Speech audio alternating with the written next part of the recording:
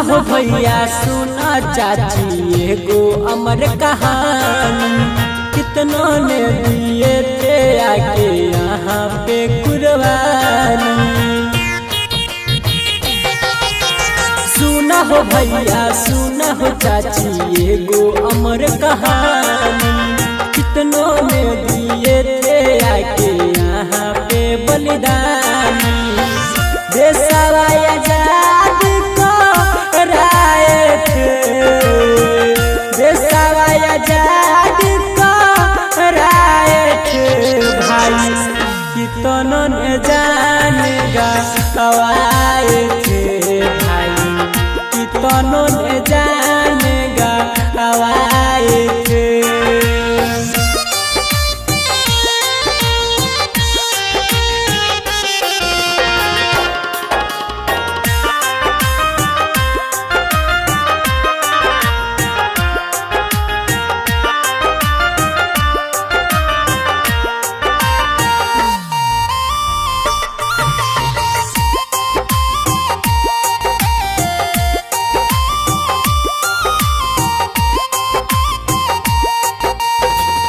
जन्म जन्म का ये रिश्ता टूट गया, कितनों का भाई बहन माँ बाप छूट गया।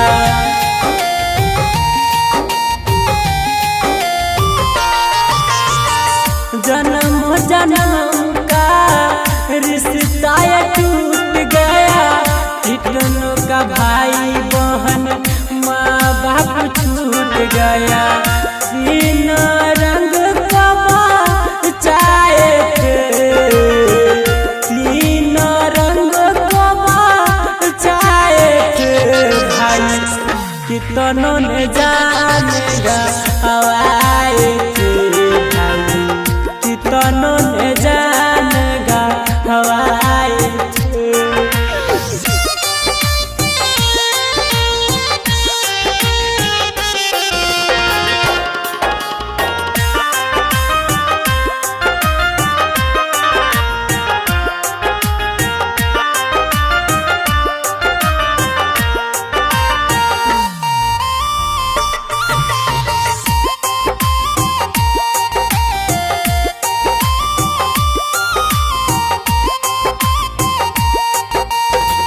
खून से लथपथ था सब कोई, कितनों ने खाए थे चेहरे पे गोली।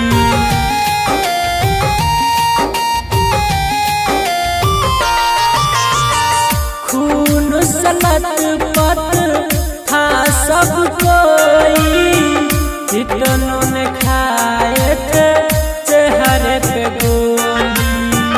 हिंद का नारा गाए थे, हिंद का नारा गाए थे भाई, कितनों ने जान गवाए थे भाई, कितनों ने जान गवाए थे।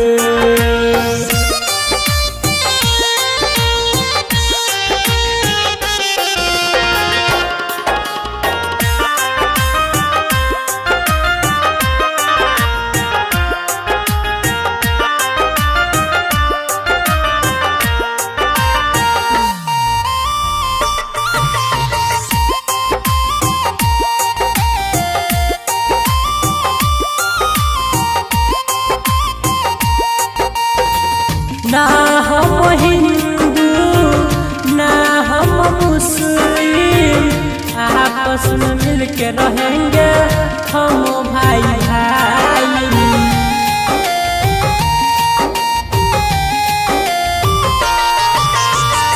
रोहन जी यादव गाना गा के सुनावे, यह बात बार बार सुन दोहराई। देशवा के लाज बचाए थे, देश आजाद कराए थे भाई, कितनों ने जान गवाए थे भाई, कितनों ने जान